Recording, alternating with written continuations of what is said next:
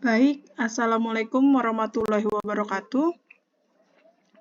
Materi hari ini adalah kamus data ya. Kamus data adalah katalog fakta tentang data dan kebutuhan-kebutuhan informasi dari suatu sistem informasi. Kamus data ini digunakan untuk yang pertama adalah merancang input, merancang laporan, dan merancang sebuah database. Kamus data dibuat berdasarkan arus data yang terdapat pada data flow diagram. Kamus data digunakan untuk dokumentasi dan mengurangi redundansi. Yang pertama, kamus data digunakan untuk memvalidasi diagram alir data dalam hal kelengkapan dan keakuratan. Yang kedua, menyediakan suatu titik awal untuk mengembangkan layar dan laporan-laporan. Yang ketiga, menentukan muatan data yang disimpan dalam file-file. Yang keempat, mengembangkan logika untuk proses-proses diagram alir data. Fungsi kamus data, yang pertama menjelaskan arti aliran data dan penyimpanan data dalam DFD. Yang kedua, mendeskripsikan komposisi paket data yang bergerak melalui aliran, misalnya alamat yang diuraikan menjadi kota, negara, dan kode pos. Kemudian mendeskripsikan komposisi penyimpanan data. Yang keempat, menspesifikasikan nilai dan satuan yang relevan bagi penyimpanan dan aliran. Yang kelima, mendeskripsikan hubungan detail antara penyimpanan yang akan menjadi titik perhatian dalam entity relationship diagram. Ya, ini hubungan DFD dengan kamus data. Jadi nanti yang akan kita buat kamus datanya adalah yang arus datanya atau yang garisnya. Ini ya, yang garis ini nih, yang akan kita buat. Bisa juga data store itu bisa juga dibuat kamus datanya. Ini penulisan kamus data. Ya, yang pertama itu nanti ada di atasnya judul arus datanya apa, kemudian nama arusnya apa, alias di sini boleh digunakan atau boleh dicantumkan, boleh enggak. Kemudian bentuk data, arus data, penjelasan, periode, volume, sampai dengan struktur data. Ya, ini yang disebut sebagai elemen-elemen datanya. Nama arus data, karena kamus data dibuat berdasarkan arus data yang mengalir di AD, maka nama dari arus data juga harus dicatat di kamus data. Alias atau nama lain dari data dapat dituliskan bila nama lain ini ada. Alias perlu ditulis karena data yang sama mempunyai nama yang berbeda untuk orang atau departemen satu dengan yang lainnya.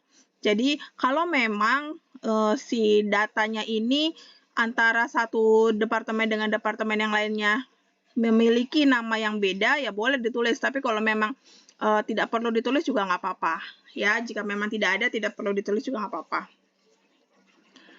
Bentuk data. Bentuk data di sini komponennya arus data dapat mengalir dari kesatuan luar ke suatu proses. Data yang mengalir ini biasanya tercatat di suatu dokumen atau formulir. Hasil dari suatu proses ke kesatuan luar, data yang mengalir ini biasanya terdapat di media laporan atau query, tampilan layar, atau dokumen hasil cetakan komputer.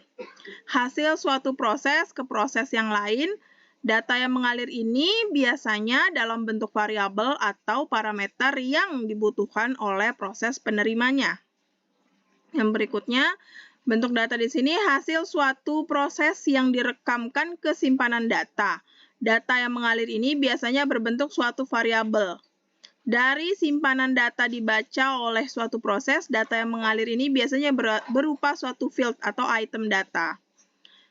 Ya, kemudian arus data berarti di sini dia menjelaskan dari mana ke mana data ini mengalir. Kemudian penjelasan di sini adalah keterangan tambahan untuk memperjelas tentang arus data. Periode di sini menunjukkan kapan terjadinya arus data ini. Periode perlu dicatat di kamus data karena dapat digunakan untuk mengidentifikasikan kapan input data harus dimasukkan ke sistem, kapan proses dari program harus dilakukan, dan kapan laporan-laporan harus dihasilkan. Volume yang perlu dicatat di kamus data adalah tentang volume rata-rata dan volume puncak dari arus data. Volume rata-rata menunjukkan banyaknya rata-rata arus data yang mengalir dalam satu periode tertentu dan volume puncak menunjukkan volume yang terbanyak. Volume ini digunakan untuk mengidentifikasi besarnya simpanan luar yang akan digunakan, kapasitas dan jumlah dari alat input, alat pemrosesan, dan alat output. Struktur data. Struktur data di sini menunjukkan arus data yang dicatat di kamus data terdiri dari item-item data apa aja. Contoh, misalnya nama aliran datanya adalah informasi barang, maka struktur datanya informasi barang adalah kode barang, nama barang, unit jual, harga satuan, total harga. Jadi lebih ke seperti field-nya atau atributnya ya dari sebuah data itu. Nah, ini notasi-notasi yang ada di kamus data. Nah, ini contoh penggunaan kamus data kalau kita lihat dari arus data yang ada di DFD. Ini saya pakai contohnya adalah DFD yang ada di diagram 0. Kenapa pakai diagram 0? Karena kalau diagram 0 kita bisa melihat keseluruhan baik itu database maupun arus datanya. Dan kita bisa melihat ke proses apa aja, tapi tidak menutup kemungkinan kalau memang mau digunakan oleh diagram lain nggak apa-apa. Tapi yang pasti bukan diagram konteks yang digunakan. Ya, kita lihat dari diagram 0. Di sini ada yang saya kasih tanda kuning, ini adalah yang akan kita buat sebagai kamus datanya. Ya. Kalau kita lihat di sini ada data pemesanan. Bu, kok ada data pemesanan dari konsumen, ada data pemesanan admin. Nah, ini kan redundant ya, pengulangan. Nah, ketika pengulangan ini cukup ditulis satu aja. Kayak misalnya data konsumen, itu juga ada tuh dari admin, ya kan? Nah, itu kan redundant tuh. Ya, beberapa kali data konsumen itu digunakan. Nah, ini karena redundant cukup ditulis satu kali. Jadi, kalau ada nama nama arus data yang penamaannya sama, cukup ditulis satu kali, ya. Jadi tidak perlu berkali-kali ditulisnya. Nah, ini contoh, misalnya arus data pemesanan yang tadi, bentuk datanya apa? Ya, nama arusnya adalah pemesanan. Ini ya, pemesanan. Ya. Kemudian bentuk datanya adalah dokumen atau formulir. Arus datanya adalah dari konsumen menuju proses pendataan. Ini data pemesanan ya. Yang di atas nih, ini bentuknya adalah dokumen, kemudian dari arusnya atau alirnya dari konsumen ke proses pendataan. Ya.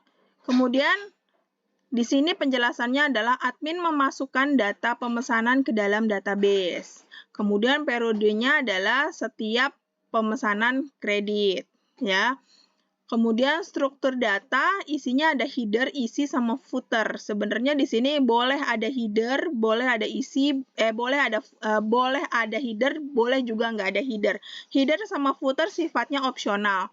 Contoh misalnya kalau misalnya mau dibikin kamus data adalah database. Database kan nggak punya header, nggak punya footer. Jadi nggak apa-apa kalau nggak pakai header sama footer.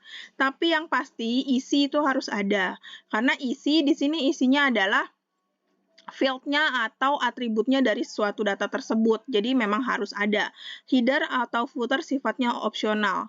Ya. Jadi kalau misalnya kalau kalian bikin laporan kan biasanya ada tuh yang bagian atas yang tidak terlalu kadang ada nomor urut pesanannya, kadang ada tanggalnya, kadang juga nggak ada. Nah itu nggak perlu juga nggak apa-apa. Ya jadi header sama footer sifatnya opsional, tapi kalau isi itu wajib ada. Ya, header di sini ada nomor urut pesanan tanggal. Nomor urut pesanan berurut mulai dari 1, dikasih keterangan seperti itu ya. Tanggal ditambah bulan tambah tahun. Kemudian isi itu ID pemesanan plus nama, alamat, nomor telepon, tipe, dan sebagainya. ID pemesanan terdiri dari 8 digit, namanya, nama depan, plus nama belakang, dan seterusnya. Ya. Nah, ini contoh untuk arus data konsumen. Hal yang harus diperhatikan dalam membuat kamus data, yang pertama adalah apakah semua aliran data dan penyimpanan dalam DFD sudah didefinisikan dalam kamus data. Apakah semua elemen dalam data sudah didefinisikan dengan baik? Atau yang ketiga, adakah elemennya didefinisikan lebih dari satu? Kayak tadi ya, kalau elemennya itu lebih dari satu, maka cukup satu kali aja, nggak boleh biar mengurangi redundant. Kemudian, apakah semua notasi yang digunakan dalam kamus data sudah dikoreksi? Apakah elemen data dalam kamus data yang tidak menjelaskan sesuatu dalam DFD? Jadi semua itu berkaitan dengan yang namanya DFD. Makanya sering sekali saya bilang, ketika kita membuat DFD itu harus benar-benar sampai clear. Ketika sudah rapih, baru bisa lanjut ke tahap berikutnya. Karena DFD itu berkaitan atau berkelanjutan dengan tahap-tahap analisa selanjutnya. Oke, kurang lebih seperti itu materi dari saya. Jika ada yang ditanyakan, boleh langsung tanyakan di grup ya. Hari ini saya akhiri. Assalamualaikum warahmatullahi wabarakatuh.